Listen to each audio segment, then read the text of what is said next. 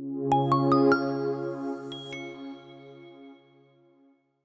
right. Hello and welcome to the Business First IFT stage. My name is Amy McWhorter, and I am delighted that you're here with us. We've got another great session planned. So this stage is presented by IFT's Food Technology Magazine and the recently launched Omnivore podcast. All right. And I'm just wondering, did you know that you can find out if you are a creator, an influencer, or an investigator here at the show?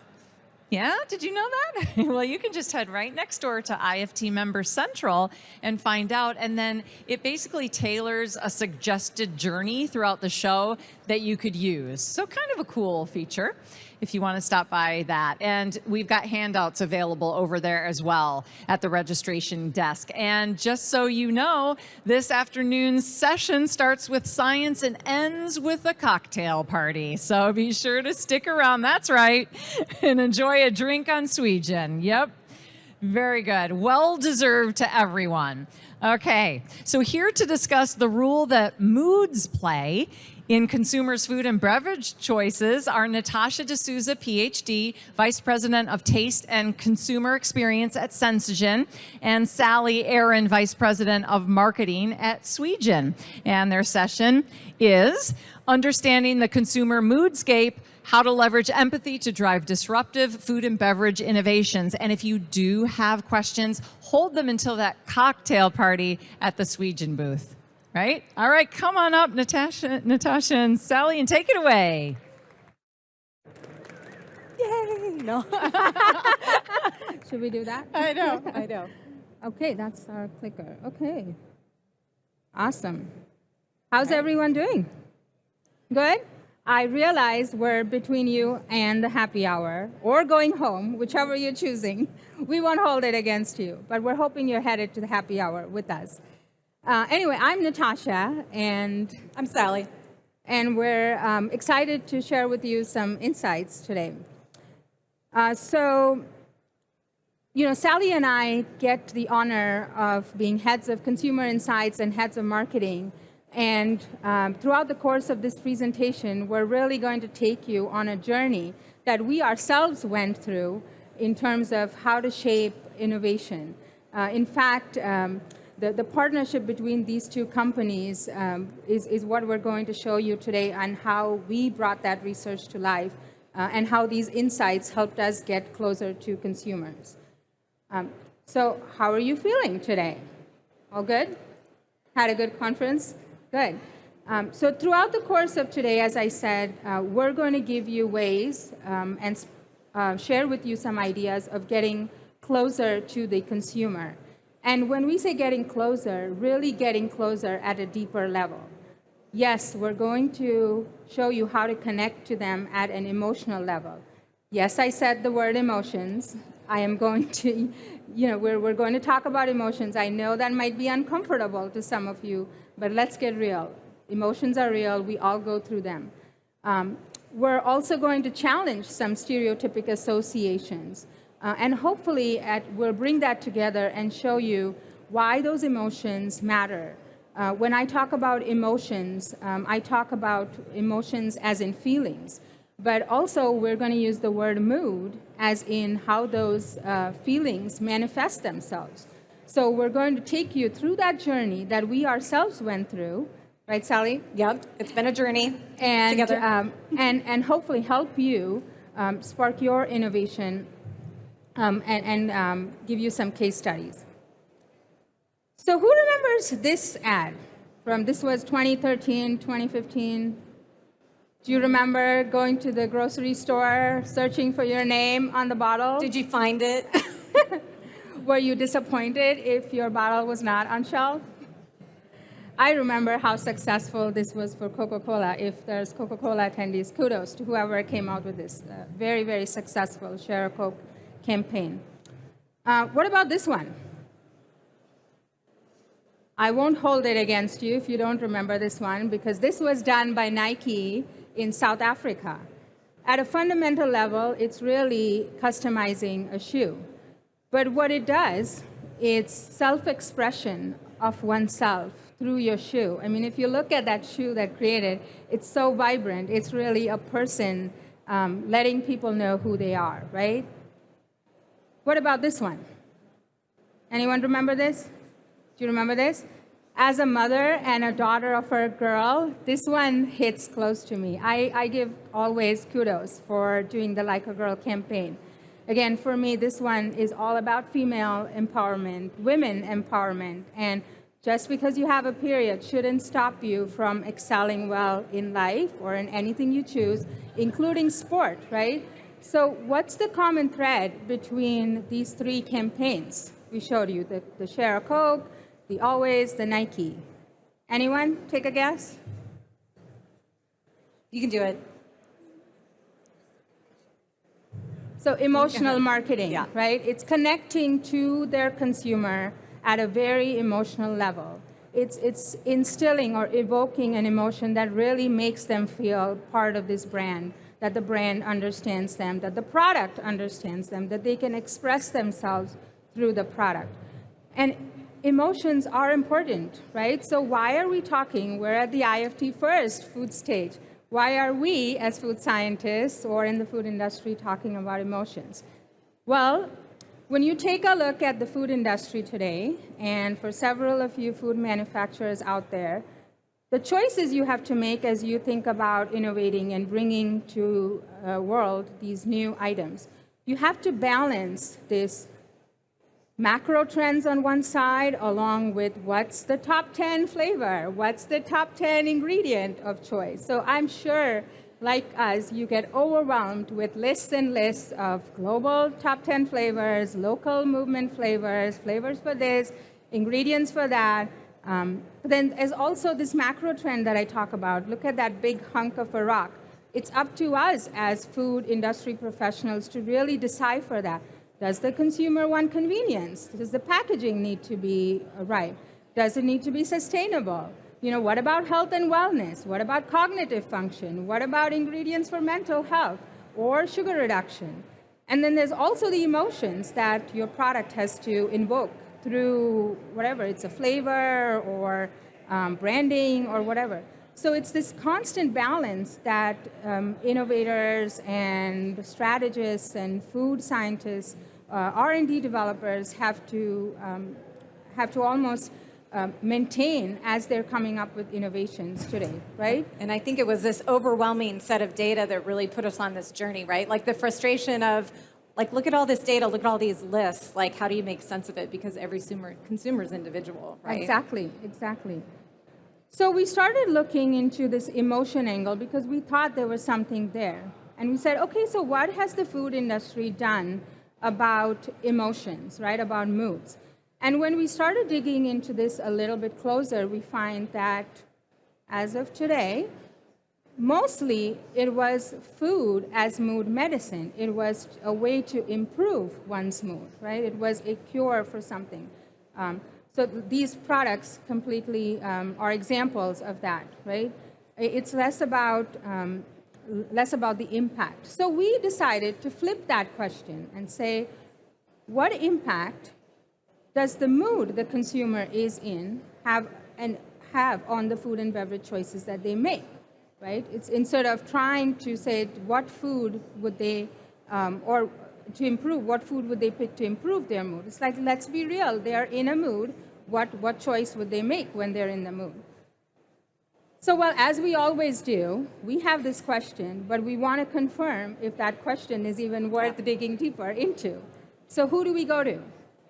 None other than our consumers, right? So we asked our consumers, does mood affect food and beverage choices? What do you think the answer was? Yes, you're absolutely right. 65% of the consumers we surveyed said yes. It was a resounding yes. We had some people be on the fence, and there was 15% that said no. But if they said no, it was because they had a health condition that restricted from them making other choices. So it was a valid reason, right?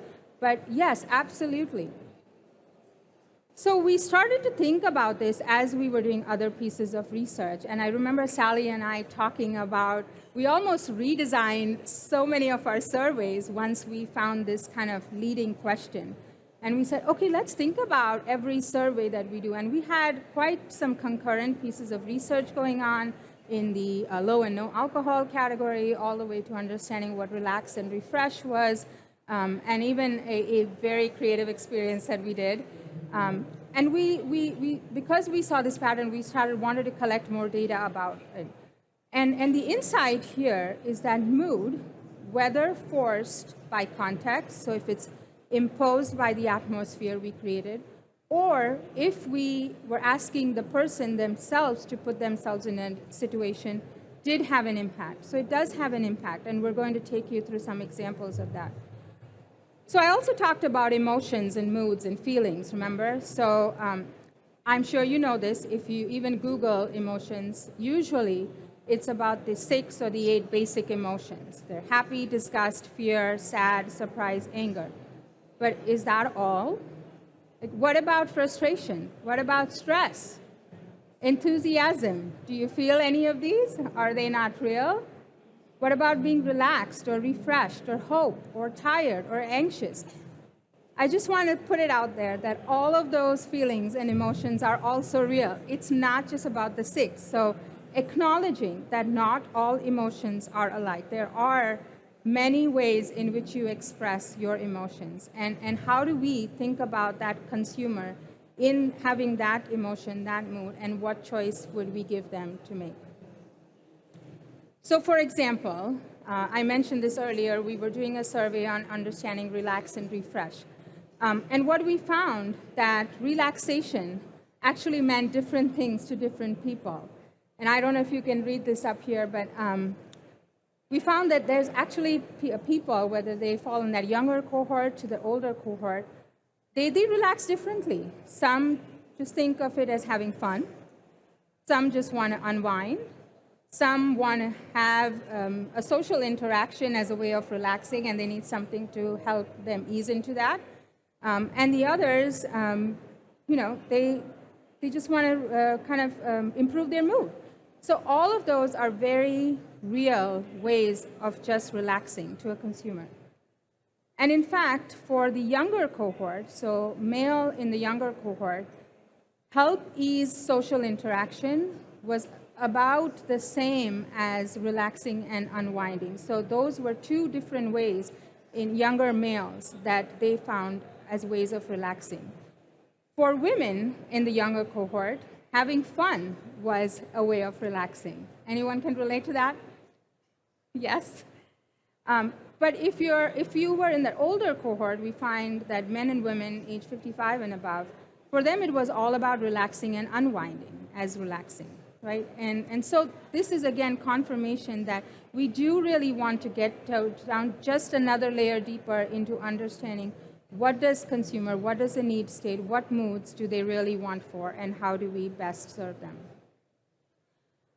And I just talked to you about relaxation, right? That it means different things to different people. But what we also found, and kind of which is what we're talking about today, we found that what relaxation meant to consumers had an impact on the flavor choices.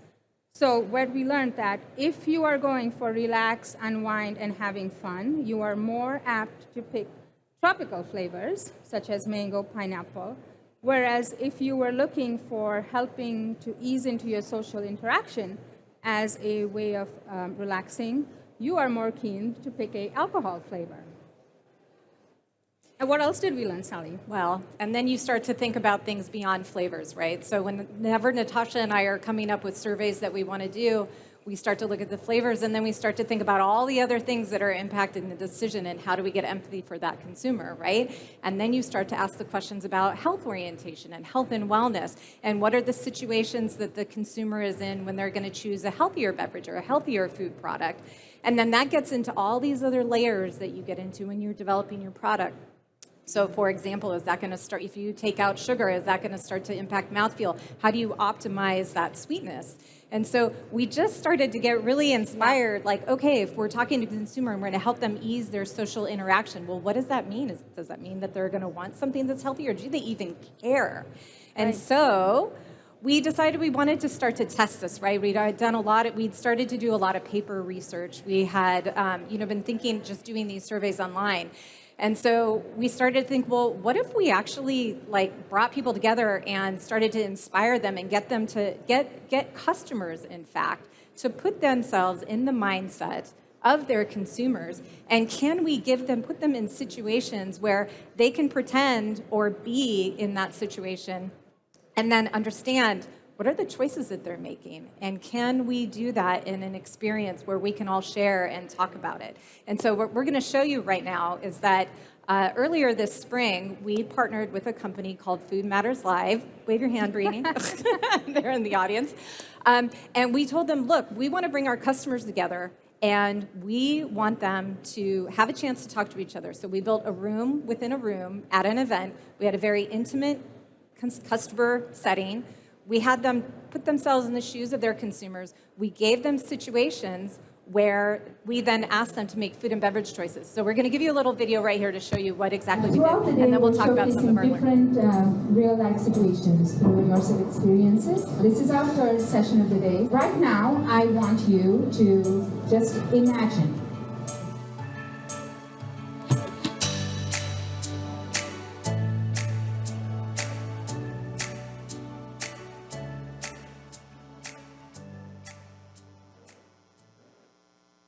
Okay, so that was just a quick snippet. We have other, longer videos, and I'm certainly happy to talk to you about how we did this at the end of our presentation. But some of the things that we did is we gave them 4 situations where we asked people to put themselves in the shoes of their consumer. So we gave them 2 video game options, and they could sign up for it. So one was kind of a very-low interaction, kind of mellow video game. Another was a very Mario Kart high interaction game where you might do it as a party, hanging out with your friends on the weekend. We also did an outdoor barbecue, and then the last thing that we did was a happy hour. And so people came in, we kind of set up that situation. You could hear Natasha saying, just imagine. And then they were in the situation, they were talking and engaging, and then they could actually make food and beverage choices. And then we measured it. We gave them cell phones, they went through, they made their selection, and then we served it to them so that we could actually talk about what happened. So let's talk about what some of the responses were. So this is just a snippet of what we saw. So this was the responses, the selections that people made during kind of the low energy, sort of relaxing game. And the one thing that I'll point out here is, so these were beverages that they had a choice about. We also had food options, which we're not showing here today. But I'll show you right here, like peach and strawberry, there's a dragon fruit. We saw that there was a desire to have more of a comfort food, right? So you're relaxing, you're not feeling very adventurous. And so you want something that's more like a peach, or if you do the strawberry, you're going to hear us say one foot in the familiar strawberry, but it's paired with something a little more adventurous. So this was a low energy game. On the high energy game, what we found is that suddenly you're in this social experience, you've got more energy, you're engaging, you're kind of in much more of an explore mood, much more energetic. And so your flavor choices that you're excited about and willing to make, they suddenly pop. So you can see passion fruit martini, you can see prickly pear yuzu, lychee white tea. You start to become more adventurous as you're in a situation that is much more sort of socially engaging. And so, again, it was sort of this reinforcing thing for Natasha and I and the team that was there, and there's folks here who were actually part of this group. We're onto something here. People are making different choices based on the situations they're in, whether or not it's something we kind of set up or, we're getting people to make paper responses. And so we started talking about, well, what are we going to do with this? How, it's great to kind of gather all of this data. But, the biggest challenge we come up with as marketers and consumer insight people is that it's great to kind of gather and generate data, but you have to put it into some sort of construct or framework so that you can actually use it to push your innovation. And so this is what we want to talk to you about today, is some of the hypotheses that we've come up with based on this research. Yeah. So exactly right, Sally. So we took a lot of think time. When we actually did another whole research, it's a large body of research. We can tell you a lot about it at our happy hour. But when we got all the data, we spent hours and hours just looking and trying to understand what is the data telling us. And so when we started pulling all of the data together, we realized we had this almost like a framework, like a construct. And that's what we're going to share with you today. We're going to propose a sort of a framework of thinking for you, how you should go about your innovation. And the framework is around the social context. So think about your the context or where your food and beverage products will be consumed in. You know, are they consumed by consumers when they're at home, when they're watching TV, or are they consumed at a happy hour location, or when they're clubbing, or at their outdoor barbecue, or are they more likely to be consumed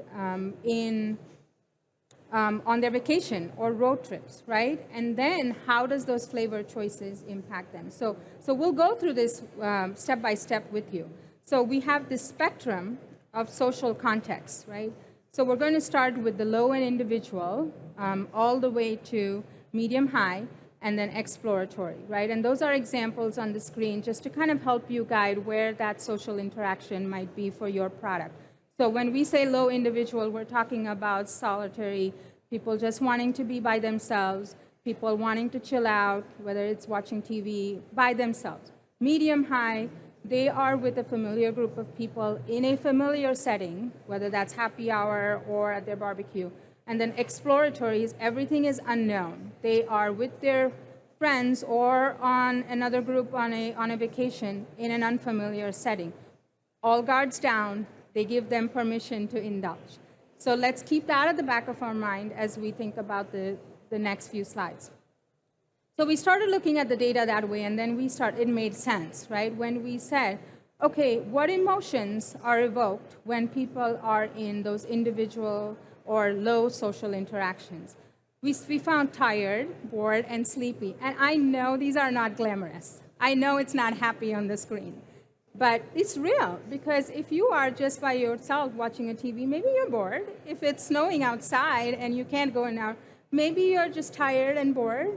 Or if you are in that afternoon slump at your desk at 3 p.m. trying to just get through the work, maybe you're even sleepy, right? And so what beverages are you going to reach out to? Well, what we found that consumers in these situations reach out for coffee, tea, carbonated soft drinks, energy drinks, but mostly coffee, tea. That was kind of the three that came to the top. And think about coffee and tea for a little bit, like what purpose that is providing. For that afternoon slump, that 3 o'clock, it could provide a wake me up. Whereas if it's in that solitary setting, it could also provide that warmth and comfort, right? So it can be dual purpose. So yes, coffee and tea was a commonly picked beverage. And then when we looked at the flavors associated with those beverages and in those settings, we found that they were the very familiar flavors. They were the berries or the brown complexes. And when we say brown complexes, we mean your caramels or your chocolate or vanilla. Yes, there's exotic flavors or the kind of out there tropical flavors, but they were lower. And, you know, Sally mentioned this phrase to you about 1 foot in the familiar. We think if you do want to introduce something new in a tea beverage, for example, in that type of a setting, we would recommend you pair it with another familiar flavor. So we'll kind of give you a menu of pairings at the end of this presentation that will hopefully guide you. So in summary, during low energy moods, consumers pick beverages that wake up their senses, and the flavors need to match that wake me up experience. So let's continue this journey. So let's move on to the next one and say, okay, what happens in medium or high interactions then?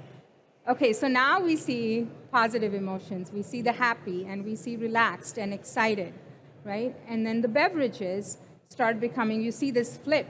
Now you're talking about alcoholic beverages. Right? 41% of our consumers said that they would pick alcoholic beverages in that context. But that doesn't mean they're not picking the carbonated soft drinks or there's no room for sparkling water and juices. Very much so, but most likely they will pick an alcohol beverage. But what about the flavor choices they make? So again, you see now this flip turn. Now exotics start to really rise. You see 40% reaching out for those trendier flavors. Again, they're their guard down a little bit, not completely. Then you see also citrus and berries still popular. So still maybe that one foot in the familiar approach, I think, is a safe recommendation. So summary here would be moods often associated with a higher social interaction do tend to be positive, do tend to be happy, relaxed. And then the flavors can be more adventurous. You know, we're giving you permission to go out there a little bit. What about the third one? So now we're on the other side, we're on the very end. You've completely let your guard down. You're giving yourself permission to indulge. You want to try new things. What about emotions? When we looked at the data, we found even higher. So you see those numbers really start to creep up. You see 77% in saying their emotion was happy or their mood was happy, excited. But is this all? And this wasn't all. I know these numbers say a lot. They're high, but and we have a lot of data which we would love to talk to you about. There were actually other emotions such as tired, anger, stress. So again, very real emotions. Recall that vacation that didn't go right. Were you angry? Or if your suitcase broke at the airport, you were probably stressed or anxious or and whatever. We had so many conversations about that because people were so uncomfortable with this idea of wait a minute, but people are talking about these happy experiences. How could the anger emotion come up? But it's real. It is real. And, after we came through this and we started sharing about this and people would come up to us and say, you know what, I actually had this experience at an airport or during my vacation. I can see why it's real. So what we're saying is don't ignore those other emotions too. Yes, it's very much unhappy, but sometimes vacations can be stressful. We also found that, yes, again, alcoholic beverages, carbonated soft drinks, and sparkling juices rise to the top. But there were other drinks. Actually, the reason these numbers are a lot lower, and for some of you math geeks who are like, what is she talking about, 17% being of significance here? This product set was actually pretty fragmented. So the insight from us as we looked at it, we're like, okay, if people are on vacation or if they're on a road trip and they're letting their guard down, they want to try everything and anything. They want to try that juice. They want to try that new shake after their workout. So it was a very fragmented. So there's a lot of other things which we can share with you. And then when we looked at the flavors, you kind of see this reversal now. The exotic flavors, you remember it was 40% on the medium high. Now this starts to go up to 48%. And then the berries and the citrus, they kind of go down a little bit. So even more permission to experiment, to be more adventurous with your flavor choices. So again, the proposal or the recommendation for us is if your product, or whether that's food or beverage, is in truly vacation mode, if you're coming out with the next new club soda or hard seltzer or whatever that new idea is, your foods, your beverages can have those exotic flavors. In fact, we would even stress that they be multisensorial, that they not just have one sensory experience, that it elevates them in many ways than one. And, we talked about going back, Sally mentioned this, I mentioned this, about one foot in the familiar. So we've actually put a menu of pairings for you guys. We will have this at the booth. This is based on, again, more consumer research we did, but if you are, this will probably help you. So for example, I love this one, the violet. One of the flavors we have at our Sensogen booth, and we're going to feature that in the cocktail hour in a little bit. It's an out there flavor. A lot of people don't know about it, but it's a very sensorial flavor. It really hits on that multi-sensory experience. But a way to introduce to consumers might be if you partner it with a raspberry or with a vanilla or with a lavender, sort of giving them another safer flavor that they know of and that they've tried before. So if you haven't stopped by a booth today or yesterday, feel free to stop by tomorrow. We do have, both at the Sweegen and Sensogen booths, we have energy drinks that feature our guava flavor. We have a papaya refresher that's very true to the papaya found in Asian countries. And then I just talked about the violet, giving that floral kind of experience in addition to the taste. But what else should they remember, Sally? Yeah, I mean, I think the hardest thing here is that what do you actually do with all this data and how you actually like bring it to life in your development for either your clients or for yourself as a product developer. And so, one of the things that I have found is, we've started putting this to the test. And, one of the things that you see here is that, not only, this is actually some research from a international study that we've done. So we looked at the low and no alcohol trend, both in the US and in Europe. And this is an example of some of the things that rose to the top in terms of things that were important. So not only is there flavor choices, and we gave people tons of context, asked them how they were feeling, gave them situations that they were in, and these were the different elements that rose to the top. So interest in things like exotic flavors and unique flavors, natural flavors, but then also that reduced sugar starts to pop as well. And so this whole layering in of the health and wellness piece. So, the next step for Natasha and I is to start to dig in deeply with that, like how do we layer the flavors into the health and wellness components and, things like sugar reduction, and how do those go together with the consumer emotions? And, just the other day, I was asked to come up with some ideas around like a breakfast beverage, for example. And so, where are you gonna start with that? So, what I did is I actually pulled out our framework and said, okay, this is breakfast. This is a low social interaction, typically, situation, and how is the consumer gonna feel? Like, put myself in their shoes. What are they trying to do? Are they commuting? They're trying to get to work. And I started thinking about, what are the flavors that they might want? How do I maybe even just disrupt that situation by thinking about these things that consumers say that they want and need in sort of those low emotional states? And then how can I layer on something that might be interesting and different that might be able to inspire like a little bit of change in that routine? So, we're still kind of working through what this is and, how we're using it. But, and honestly, this is like one of the first times we're actually sharing this information. But, the thing that has been clear for us is that having empathy for your consumer and just thinking about those moods can help you kind of get out of that rut in terms of like, okay, let me just look at the most recent study of the top 10 flavors this year. Like, it helps you start to think in a different way. And, within our group, we always think about, what's the story that people want to tell when they're using a product? So we've talked, a lot about storytelling.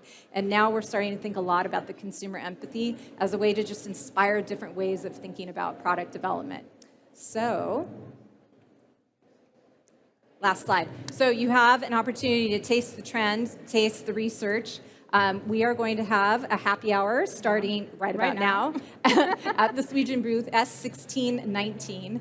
And we're going to show you some products that we actually, used our own research to develop a lot of these products. They're going to feature some Sweegen flavors, our Sweetensify product that is just launching in the last couple of months that features the sweet protein browsing. It's going to feature Sensogen flavors. Sensogen bio-based flavors. And very thoughtful about sort of the health and wellness approach, sugar reduction, but really just thinking through some of the things that we talked about today, and then how can we bring that to life from a product development standpoint. So we're very excited. Like, you're welcome to come to the booth and try it. We have a ton more stuff that we couldn't even begin to share today, but we just want you to think through this consumer empathy piece, because I think it can really start to make a difference in helping you think about things in a different way.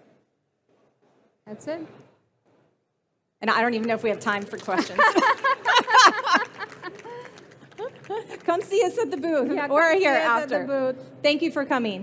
1619 for the cocktail hour, booth 1619. Thank you.